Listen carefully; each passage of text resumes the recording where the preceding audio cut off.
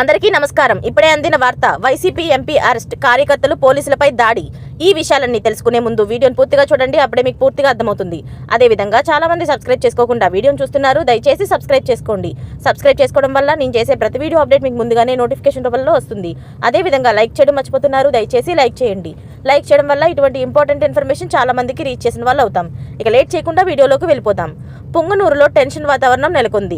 MP Mithun Reddy పర్యటనలో నేపథ్యంలో పోలీసులు భారీగా మోహరించారు. టీడీపీ నేతలు అడ్డుకుంటారనే సమాచారంతో అప్రమత్తమయ్యారు.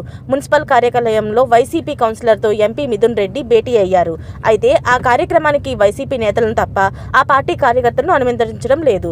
ఈ మేరకు పోలీసుల తీరుపై వైసీపీ కార్యకర్తలు ఆగ్రహం వ్యక్తం చేశారు.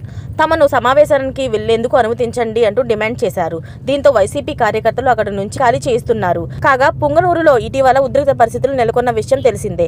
మాజీ ఎంపీ రెడ్డప్ప ఇంట్లో వైసీపీ కార్యకర్తలతో భేటీ అయ్యేందుకు ఎంపీ మిథున్ రెడ్డి ప్లాన్ చేశారు. అయితే ఈ సమావేశాన్ని టీడీపీ శ్రేణులు అడ్డుకున్నారు.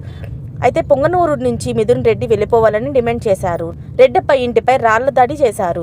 వైసీపీ నేతలకు సంబంధించిన వాహనాలను ధ్వంసం చేశారు. దీంతో ఇరు వర్గాలను పోలీసులు అదుపులోకి తీసుకున్నారు. MP Mithun Reddy house arrest చేశారు.